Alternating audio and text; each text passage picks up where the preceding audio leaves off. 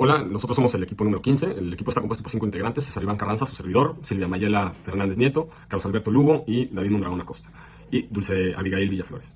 El día de hoy vamos a hablar y resumir el capítulo del fraude y hablaremos un poco de la relación de cómo el fraude, del análisis financiero y sobre todo de las finanzas, cómo puede afectar y sobre todo pues, los controles que hay para que no ocurra este fraude. Y asimismo vamos a hablar un poco sobre la relación que esto tiene con la ética. Dicho esto, voy a comenzar hablando del fraude. Seguido va a hablar David Mondragón un poco a explicar la ley Sarbanes-Oxley, o mejor conocida como SOX. Después Maya va a hablar un poco del control interno. Y Abigail y Carlos van a hablar sobre distintos controles, ¿no?, que se pueden llevar a cabo en la empresa, o los controles que ya se llevan a cabo en muchas empresas para mitigar el fraude, ¿no? Dicho esto, comienzo hablando un poco del fraude.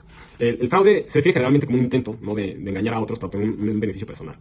El fraude de los empleados suele agruparse en tres categorías, ¿no? La primera categoría es el fraude de corrupción, que implica el uso indebido de la posición de uno para obtener un beneficio personal inapropiado, ¿no? Tal es el caso que una persona que tiene un puesto alto. Ley Sarbanes-Oxley.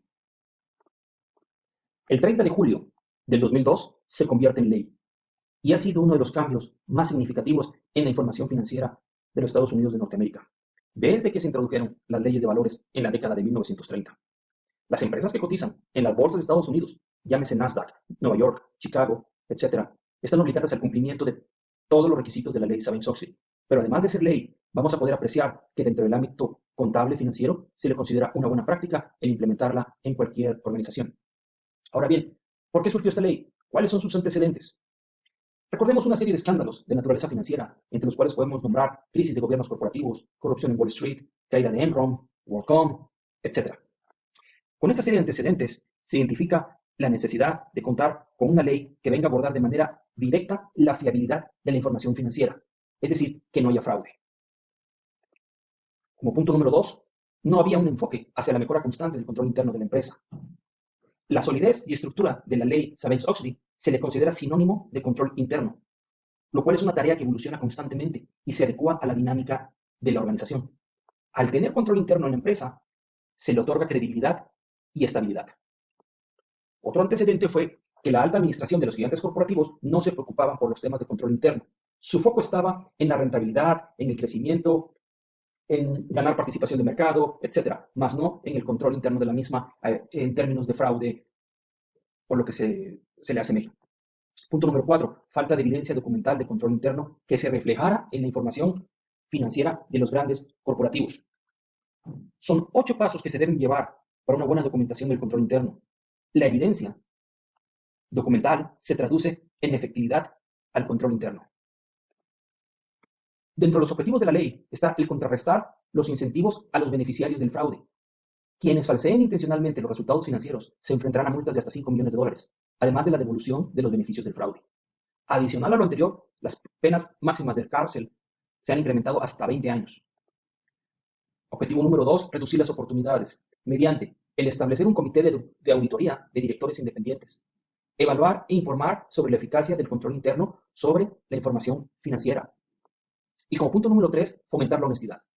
Hay que reconocer que es difícil que cualquier ley per se consiga esto, pero algunas partes de la ley Sarbanes-Oxley ayudan a los empleados honestos a enfrentarse a los inclinados a racionalizar y ocultar el fraude.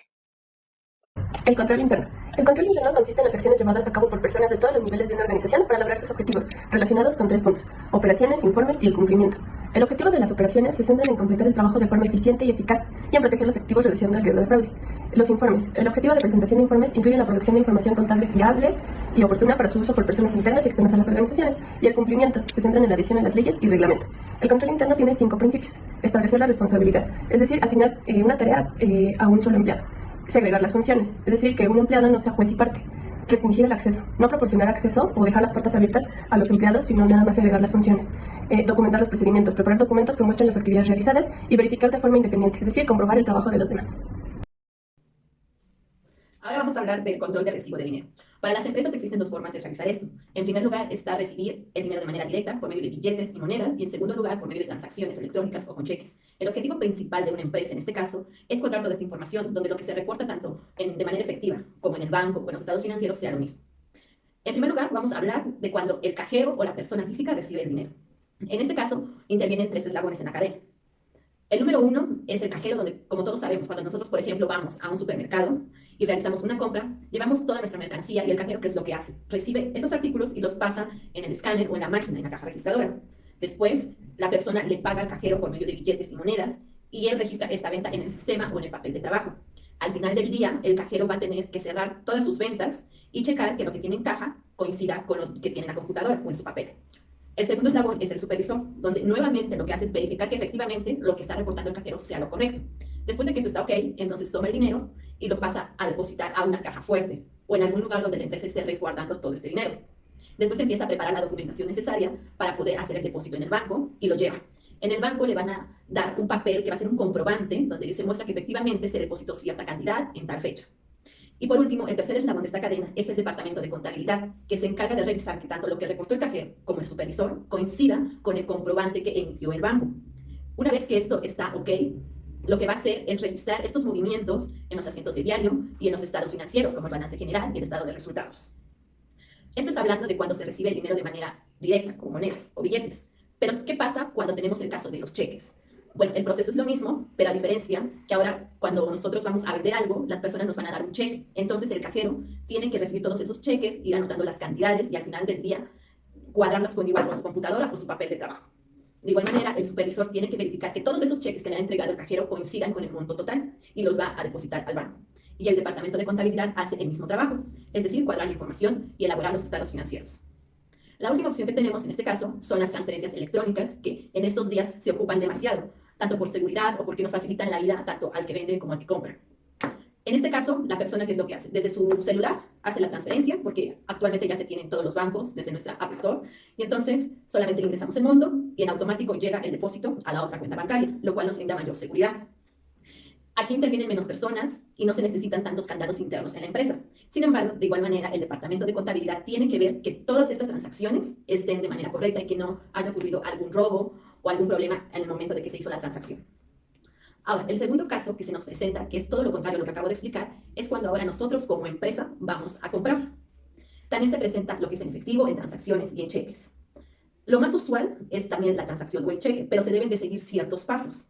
Lo primero es que el departamento de compras tiene que emitir una requisición de compra, donde va a colocar todo lo que se necesita para adquirir, desde la cantidad, el precio, el monto total, a qué proveedora se le va a llamar, etc.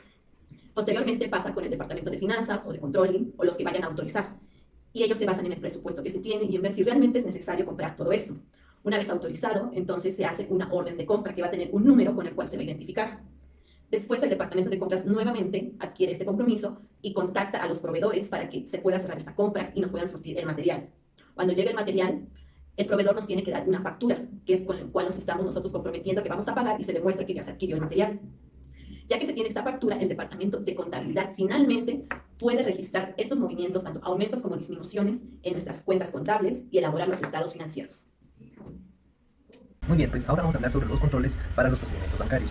Los bancos son clave para poder controlar nuestra información financiera, ya que mediante sus servicios uno puede recibir pagos de terceros, mediante tarjeta. Ellos se encargan de gestionar toda esta información y pues bueno, los aspectos principales que trabaja un banco es prácticamente la seguridad, brindar seguridad a sus clientes y también registrar su información de manera de cada una de las transacciones que se van haciendo para posteriormente compartirlo con el cliente y que el cliente pueda manejar con esta información sus estados y ver si hay alguna discrepancia. Esto es muy importante. Primero que nada, tenemos un proceso interno en las empresas que se le conoce como la conciliación bancaria.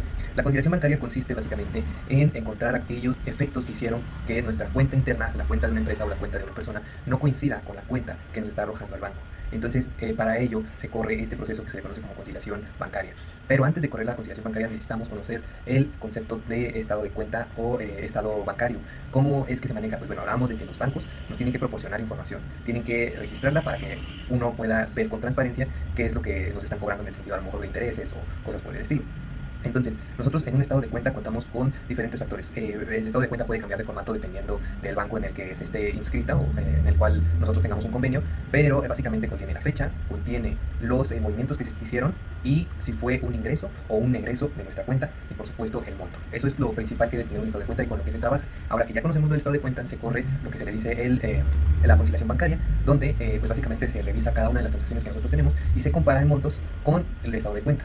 Pueden ocurrir varios factores que hacen que estas cuentas no cuadren. Entonces, mediante cada monto estamos separando para que así sea más fácil identificar esas diferencias. Y estas diferencias pueden surgir desde errores que sean internos de nosotros, de nuestra contabilidad. Errores también del mismo banco pueden suceder. Es ahí donde entraría el proceso de una disputa. También se puede tratar de cargos por el servicio bancario y también simplemente puede haber sido un retraso, que el pago que se realizó no se hizo a lo mejor en un horario donde el banco no trabajaba. El pago se verá reflejado o ese movimiento se verá reflejado hasta el siguiente día hábil. Entonces, se toma en consideración todo esto al momento de hacer la conciliación bancaria para saber si es necesario o no entrar en una disputa, esperar más tiempo o bien comunicarse con el banco para establecer toda esta discrepancia de mejor manera. Para concluir con nuestro resumen, nos gustaría mencionar un punto muy importante, ¿no? Que es el tema de la ética.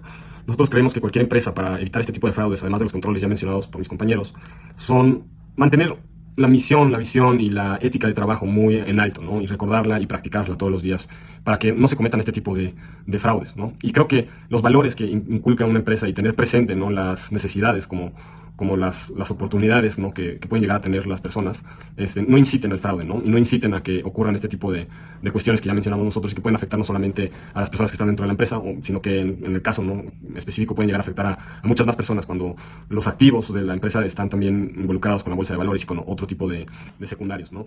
Dicho esto, concluimos